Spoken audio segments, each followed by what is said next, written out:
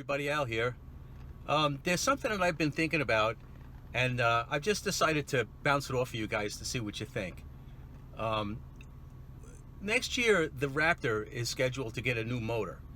They're talking about this 427 cubic inch double overhead cam engine that they're going to put in the Raptor and some of the big trucks. And this engine's got my attention, and I'll tell you why. If you look at today's cars, the Mustang, the Camaro, and the Mopars, Camaro's running at 6.2, the Mopar's running at 392, and the Mustang's running a 5-liter, a 302 cubic inch. And in terms of performance, all the NA cars, among that grouping, they all perform about the same. So how is it that the 5-liter in a Mustang can compete with these larger cubic inch motors? I think the answer is simple. I think the answer is obvious, that the 5-liter is more advanced. It's the architecture. It's the way the 5-liter is built with the double overhead cams and the VVT. A pushrod motor, it's pretty clear to me that these engines rely on cubic inches to make power, where the 5-liter relies on its architecture, on its technology. Now, why am I saying this? Well, now that they're coming out with a 427 or 7-liter engine that shares the architecture that the Coyote motor does, now we're talking. Now we're talking about something that I think Ford should have done a long time ago. Because if your competition is going to be, packing big cubic inches in there just basically to keep up with you, why not just keep everything, keep all things equal? In other words, if Mopar is going to build a 392 and Chevrolet is going to build a 6.2, why wouldn't the Coyote motor be best served to be something, in that cubic inch range instead of being so much less? My guess is that if you were to take, a Coyote motor up against an LS motor, for example, just to put it up against an LS motor, one of its competitors, but make the Coyote motor the same cubic inches as, the LS. I think it's obvious, what would happen there. The double overhead cam with its VVT technology, its independent, VVT for each cam. Maybe I'm not putting this quite right, but when you have one cam in your motor that has its lobes in a fixed position, you can advance and retard that cam. But with the double overhead cam with VVT, you have an exhaust cam and an intake cam, and you're moving those cams around independently. And the tuners have a field day with this kind of stuff. I know many of you know this. It's just that this is what's going through my mind, and I really do feel like Ford should step up to the plate and use their technology to their advantage, and not just say, we could build a 5-liter that does what they do, so that's what we're going to do, and we're just going to keep everything equal. Oh man, I don't want everything to be equal. If it's going to be equal, let it be equal cubic inches, and then we'll go out and outrun them. That's a little bit more like it. Now, really, the question in my mind is, they're coming out with this 7-liter motor. It's going to go in the truck first, and then what? Well, my instincts are telling me that it's quite possible that this engine can find its way into the Mustang. Now, that brings a smile to my face, because that's the kind of thing I think Ford needs to do. Right now, I don't think Ford's really doing all that great. They're doing pretty good with the Mustang. It's a great car. They're selling them, but they're canceling many of their cars, and I think it's because they're really having a hard time, coming up with a way to compete in the U.S. market. So now we're going to have a 7-liter engine. I don't know what they're going to call that motor. I don't really know if it's a Coyote motor or a Voodoo engine. I really don't know what this thing is. But they're saying that it's going to be built and it's going to go into the Raptor. Now, if my memory serves me correctly, the 10-speed automatic was first put into the Raptor, and then it found its way into the Mustang. So just look at the timeline. You've got 2019, this 427 is going to go into the Raptor. And then somewhere around 2021, probably, they're going to release a new Mustang, the S650. It seems to me that there could be a natural progression there where the 427 eventually finds its way into the Mustang. And if you ask me, why I feel that way, I personally feel that Ford really needs to do something. They need a wow factor. They need to hit a home run, and I think that's the way to do it.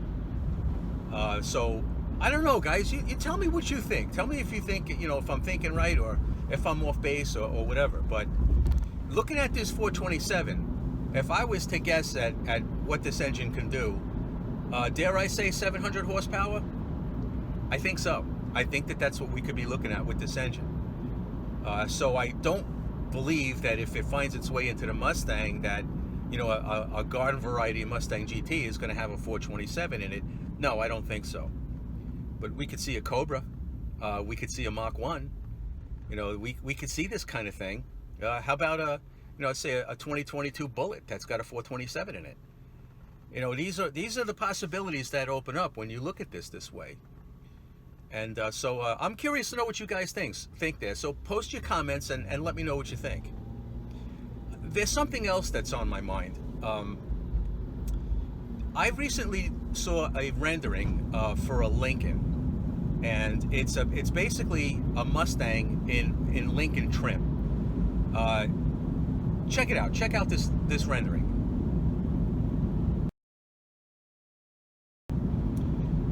Now, if you ask me, that car looks really nice.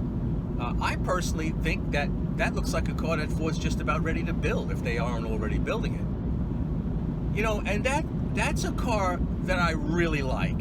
If you were to ask me what kind of car would I like to buy, I would say I want to buy that car. I'm a gearhead. I'm a muscle car guy. I've been doing this all my life. And looking at that Lincoln, thinking, you know what, that could be, who knows what that could be. That could be an S650. That could be a car with say a 5-liter with some turbo on it or something. I mean, who knows what they got up their sleeve. So, but I think they do have something up their sleeve. I think that Ford knows that they're getting whipped in this market a little bit, and I think they got to shake it up. I think that they need to do something. So looking at this 427 and looking at that rendering for the Lincoln, I'm seeing the makings of something exciting. I'm seeing that in the future, or in the near future, really, that something really cool is going to happen. Now, I just want to make mention that back in the 90s, Ford had some pretty cool cars. They had the 1990 to 96 Thunderbird. This was a really cool car. I had a 94 Thunderbird, and I have to say, when I think about the cars that I look back and say the cars that I really liked, it always comes back to that Thunderbird. I also had a 97 Mark 8, and that was another car that I gotta say was a really great car. It was comfortable, it was powerful for its day. That's a car that had a 32 valve 4.6 in it. I know I've said what I said about the 4.6s, but I never owned a 4.6 Mustang other than the 03 Cobra. But I had those engines in the Thunderbirds. And I have to say that I was pretty upset when Ford decided to stop building those Thunderbirds. I mean, the car was great. It had, was very much the same recipe as what the current S550 is. V8, rear-wheel drive, independent suspension. The car had a really good balance to it, and it was a pleasure to drive. And with the V8 engine, it was a nice car to drive. That's exactly the recipe that I like. So when I see this new Lincoln, I think to myself, well, maybe maybe they're thinking a little bit. Maybe they're going back to what they used to do, because clearly what they're doing now isn't working. Everything's front-wheel drive. Everything is some kind of, let's make it fuel efficient. Let's, put EcoBoost in them, and then, not that that's bad, but there are a lot of people out there that just simply want that V8 car, whether it be a coupe, because that's what I'm looking for, is a coupe. But if it's a sedan, that's cool too. I don't mind that. I'm sure that there's a lot of people out there that would like a V8 rear-wheel drive sedan. In fact, Mopar's building them.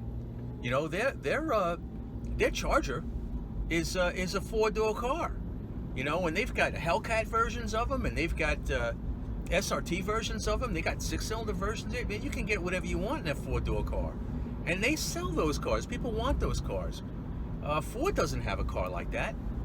So I'm expecting that moving into the future, beginning with the Raptor next year, and then beyond that, 2020, 2021, and going into that period, we very well may see some different things coming from Ford.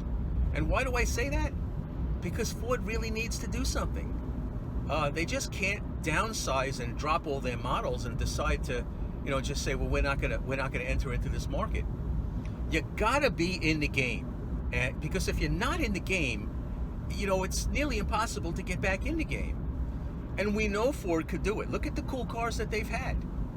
They've made some pretty cool stuff over the years. They need to get back to that. They need to get back to doing what they do well. So I'm looking at that Lincoln, and I'm thinking this is gonna come to fruition. I really like that car. So pretty much what this amounts to is right now is a great time to be alive. So until next time, Coyote Car Guy, over and out.